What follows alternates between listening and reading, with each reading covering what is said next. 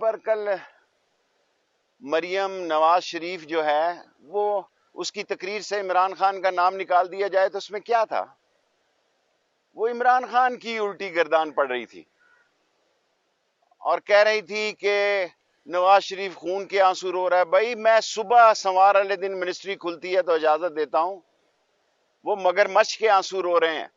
اگر خون کے آنسو رو رہے ہیں تو جس دن 24 گھنٹوں کے اندر، اور یہ ان کے لیے بہتر وقت ہے، پھر اللہ کو پتا ہے، کیونکہ وہاں لندن جا کے جس طرح وہ پلان ہو کر لندن گئے تو وہاں ان کو خون کے آنسو رونے کی کوئی ضرورت نہیں ہے.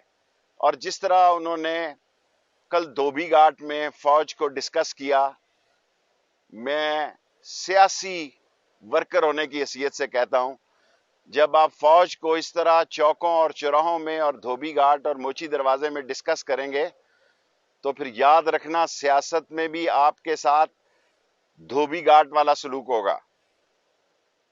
ملک میں عمران خان کی حکومت کو 3.25 سال ہو گئے ہیں. آپ اب کوئی سیاسی اکھاڑ پچھاڑ کر کے جوڈو کراٹے کر کے اپنی سیاسی قبر کھودیں گی. اور 5واں سال الیکشن کا سال ہوتا ہے. 3.25 سال عمران خان صاحب کی حکومت کو ہو گئے ہیں اور دیکھتے دیکھتے یہ 4 سال بھی ہو جانے اور 5ویں سال ہر آدمی اپنے حلقے میں ہوتا ہے. اور اپنے حلقے کے اللہ کا شکر ہے کہ ہم نے اپنے لوگوں سے جو وعدہ کیا تھا 60 تعلیمی ادارے اور 3 یونیورسٹیاں اور نالا لئی اور رنگ روڈ اور ماں بچہ اسپتال سب مکمل ہونے جا رہے ہیں. یہ اس مولا کا کرم ہے، ہم اس قابل نہیں تھے. اور جہاں تک سیاست ہے، میں واضح طور پر کہنا چاہتا ہوں کہ کوئی کسی غلط فہمی میں نہ رہے. پچھلے دسمبر میں آپ نے کہا تھا السلام علیکم کہ عمران خان جا رہے ہیں، کل آپ نے پھر کہا کل گئے، کہیں نہیں جا رہے.